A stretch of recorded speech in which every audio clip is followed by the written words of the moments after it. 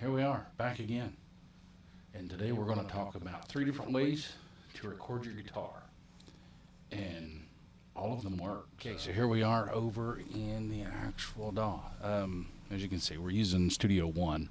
So let's see what we come up with here. First thing you're going to want to do, well, if you're going to record it this way, is have your amp set up. So we're going to do that first. Track 1, as you can tell, I have selected it says Guitar 57, but that is actually my input 2. So you'll want a mic line instrument 2. Select that, and then you'll arm the track. And this is the most straightforward way. Putting a microphone in front of a speaker and recording. Straightforward. You just hit record. 2, 3, 4.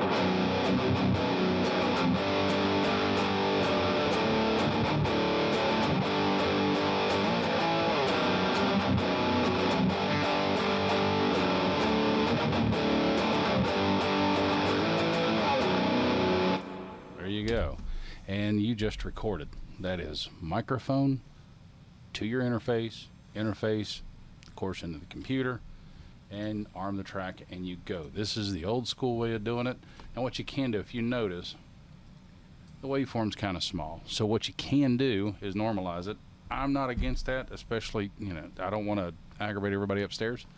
So hit normalize and boom. Now what that will do is bring up the noise floors. So all the noise from the room will be there, and you can see it here. Yep, you heard me talking. That was me going through the cabinet mic because I've got the cabinet sitting right beside me. But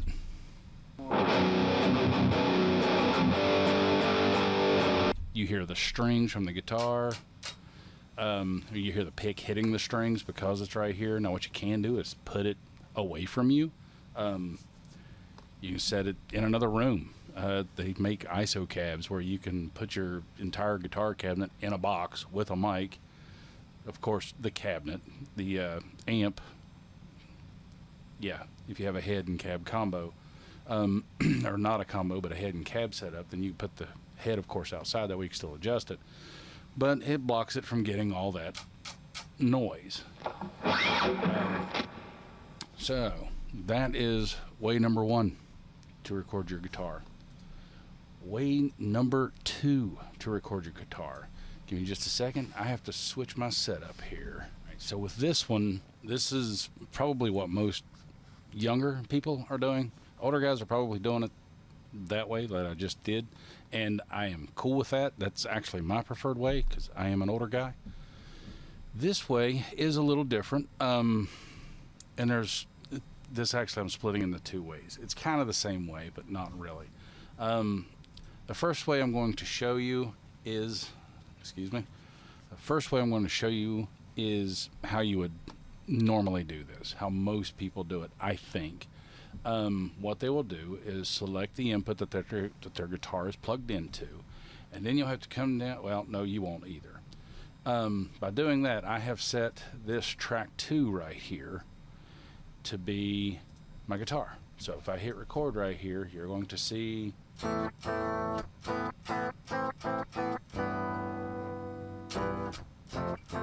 we've got signal there.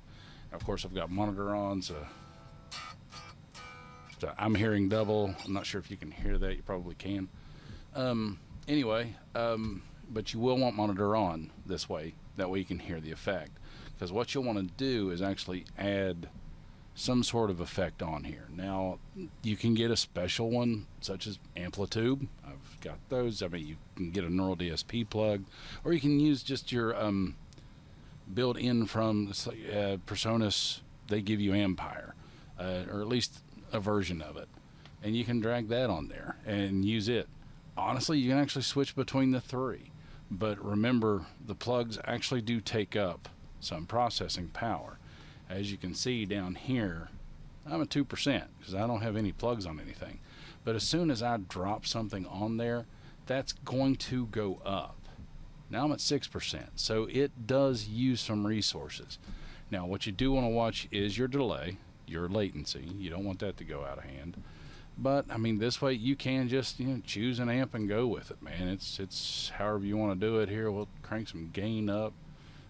Turn the mids down, treble up a little bit, bass down maybe just a hair, presence up, and I may turn the master down. Let me just check it. So yeah, so you're now hearing this plug. We can also use our pedals.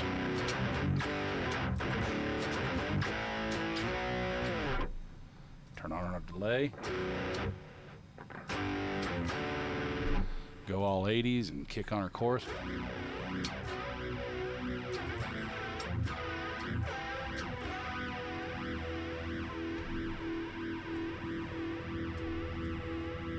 That's the way we used to set it whenever I was a kid. I don't want the intensity up too high, but depth cranked and the rate dropped.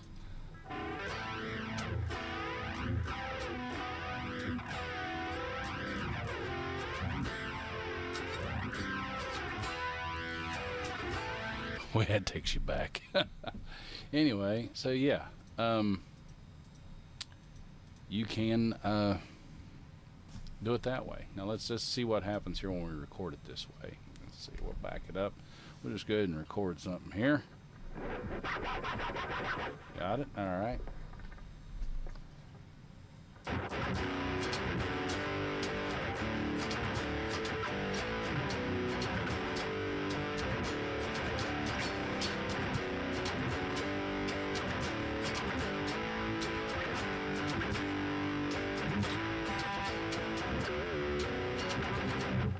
All right. Now, the cool stuff about this one starts to kick up here. Recording this way it has its conveniences. Big time. It really does. You can change your amp right here, right now. So, let's say I normalize that. Of course, without the plug, what you're going to hear is just your unprocessed guitar.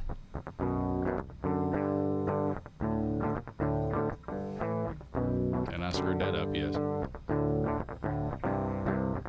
So yeah, you're just going to hear it like that. But with your plug,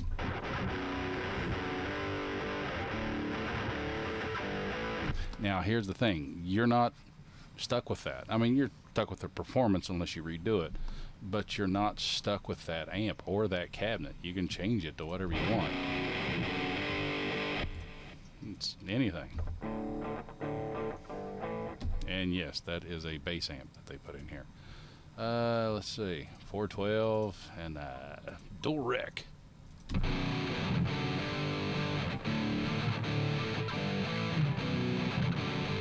You can take your pedals off.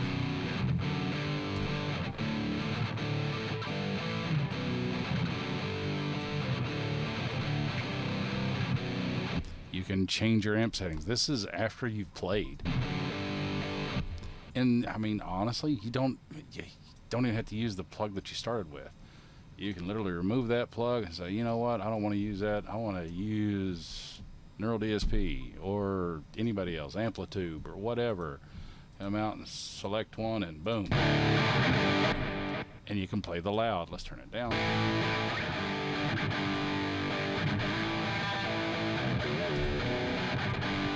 So yeah, you can do whatever you want. As a matter of fact, you don't even have to use a guitar plug-in, in all honesty. I mean, you can take that one off. Of course, we're back to our standard. But let's go back down to Personas. I think it's them that has it. Let's see.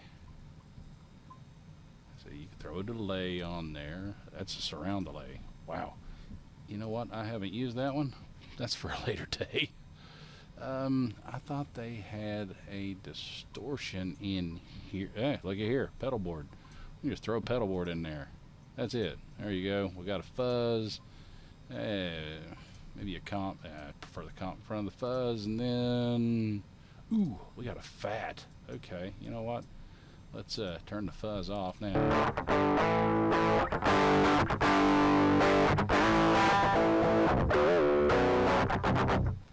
There you go. See? Now you can move these pedals around, rearrange them to however you want, and change it all up.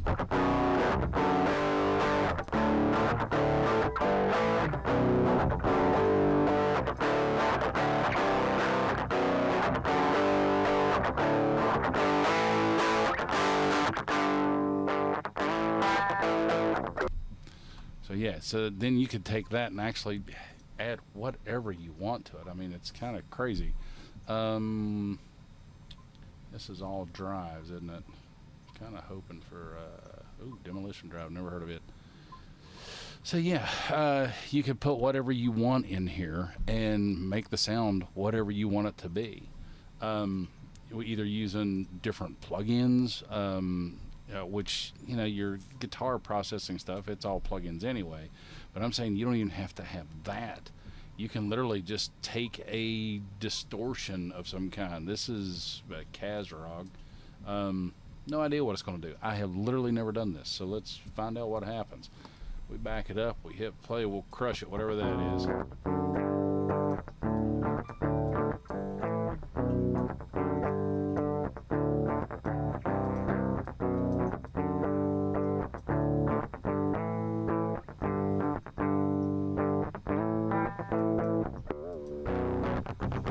Looky there. You times to it, and all of a sudden you got a distortion. Isn't that just cool, right?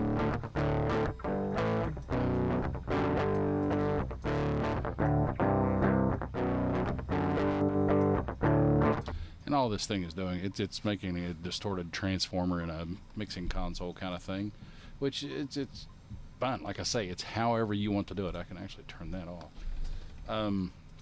So yeah. And you can hear what other plugs do with it. It's like, Softtube. They have a saturation knob that you can use. It's kind of neat. Just to give yourself some distortion.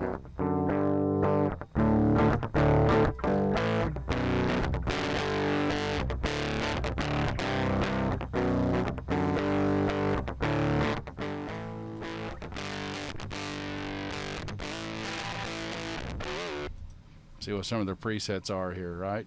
Drum distortion, can you add some grit? There you go.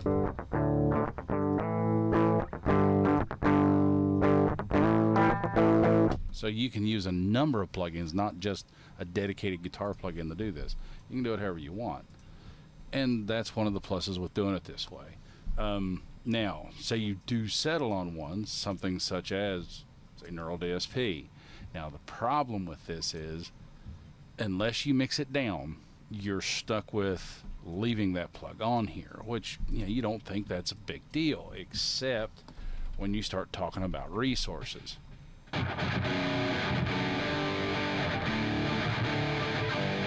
So you love the sound and everything, but now you're stuck with running at 13% instead of 6 with Ampere, or with none by using an amp. It just frees your computer up to run faster, cut your latency down, because now with adding this, now we have 1.1 milliseconds of latency on our next input, unless we turn this off while we do it. And I'm sorry, you get to listen to it, your mix is sounding great, and then you have to go back and sing to that. Now most computers today are going to handle that fine, and that's no big deal until you start mixing. And honestly, even then, it's not really that big of a deal. If your computer is powerful enough to handle it, then you'll actually be able to, say, turn up dropout protection. Go ahead and go with a little latency because it doesn't bother you. You're mixing. You're not recording. So, yeah. So, that's way number 2. Way number 3 is kind of like an amp. It's a lot like an amp, honestly. You are going to be committing to the sound. You are going to be freeing up resources. And it's pretty easy. You come over here, but it's still plugging straight into your interface, and using a plug to do it. Come over here and you'll see a little thing that says show your inputs. I don't know, whatever your DAW you're using, you want to bring it to your inputs. And you notice you have inserts just like you do with your inserts on your tracks.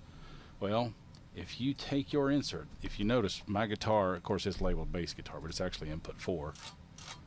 You can see it right there moving and you can see me talking over here on comp mic, and you can see me coming through my guitar cabinet, which I can mute that out if I want to, but I'm not recording it, and honestly it's just picking up room sound anyway. But yeah, you grab your plug, and kind of the same thing. You can grab whatever plugs you want. So if you were to come out and find this concoction of different things to throw on there and actually come up with this killer guitar sound. Well, you can build it in here, save it as a preset. Once you do, you don't want to lose it. So you drop all your plugs in here, and then all of a sudden you've got this killer sound. I'm just going to get this out of the way for now. You've got this killer sound that you can't hear. Well, what happened? Well, you have to arm the track and actually be able to hear it, and you still yet have to select the right input for that track. So I'm playing on track 4, or input 4, which I have labeled as bass guitar. So I'm sorry, 5. I still have to select that input for my guitar. Now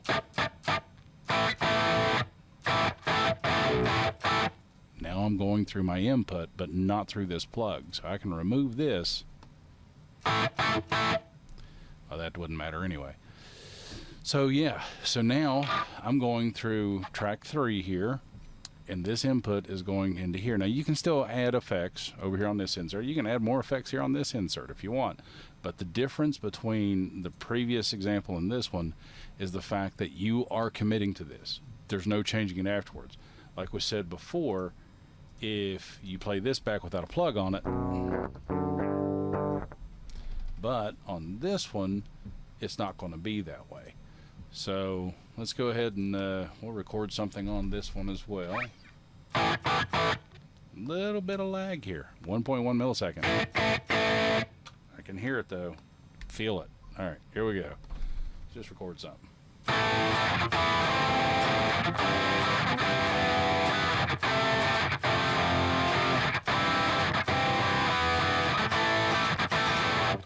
There you go.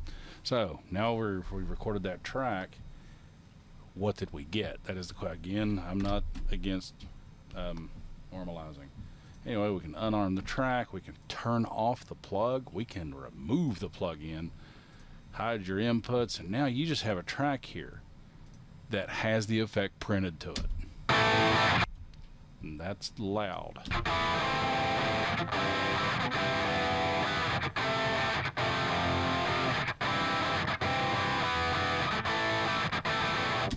So yeah, the difference is there's no plugins on this track, and you still hear the sound. And on this track, there's no plug-in. To hear that one, you have to have the plug actually on there with whatever sound you want to go for on it, and then when you play it, you'll hear it.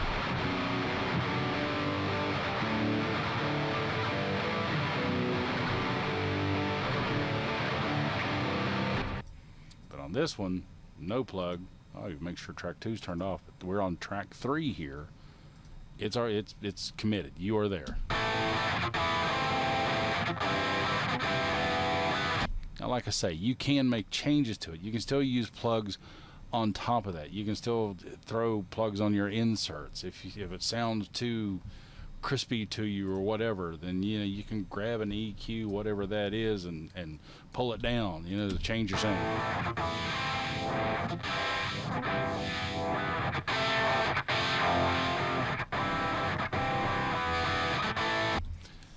But there's no changing it at the source because that part's done. You have committed to that performance and that sound, unless you go back and re-record it, which a lot of us bedroom guys can do, right? But yeah, that is 3 different ways. And honestly, I'd recommend trying each way to see which way you like best. If you have the amp that you really, really like the sound of, then by all means, use it. And here's the cool thing. Once you actually record your sound, like I say, you can go in and adjust that so that you can use plugs on the inserts of your actual real amp recorded. Now, what I would recommend, I know you probably have 14 pedals you want to put in line with your guitar. I mean, if you like the sound of your amp, you like the sound of your cabinet, you like the sound of your head, and you like the sound of your distortion pedal, by all means use it. Now, there is such a thing as reamping. A lot of us have 2 input, 2 output interfaces. makes that a little hard. You have to have more than two inputs, or yeah, at least more than two outputs, because normally your outputs are hooked up to your studio monitors. And you will have to use an output and loop it right back into an input if you want to do a reamp. So, and a reamp is a whole lot better if you have the clean guitar tone. So you would definitely want that sound here if you wanted to reamp something. Which, by the way, a lot of guys do, even with their real amp recording. What you can do is actually get like a splitter. I think EHX makes, I think they're the ones that make it, the Switchblade, to where you can plug your guitar into it and split it out. One will go to your actual amp, the other can go straight into an interface. That way you kind of get both of these at the same time. You'll get the just plain Jane guitar recording that you normally get, but you'll also get that distorted sound or whatever sound you're after that's coming out of your amp. So that's also a good one. And then you can go back and use plugs with it. You can use plugs just like we did here because you have that recording. And you can also send that signal out to a different amp and bring it back in if you want that kind of sound. I think a lot of guys now are just using IRs to do it. Impulse responses, if you don't know about those, Google it. It's a whole new world. You can have any amp you want as long as you have the file. But you will be recording like one of the other two ways, not with your amp. But anyway, yeah, that is, there's three ways that you can go in to record your guitar. Actually, any instrument. If you can mic it up, you can record it in way one. If you can plug it into something, say it's a bass guitar, you can do it way one as well, or two or three, same thing. So any instrument you can hook up to your interface, you can do it that way. And if you want to use these plugs, you can use really any three ways anyway. You can always stick a mic up to a harmonica and run it through an amp and then mic up the amp. Just depends on how you want to go about it. So, but that's three ways you do it. Either on the input, on the track, or, input, track, or mic up your amp. So there you go, man. You guys have a good one, and we'll see you soon.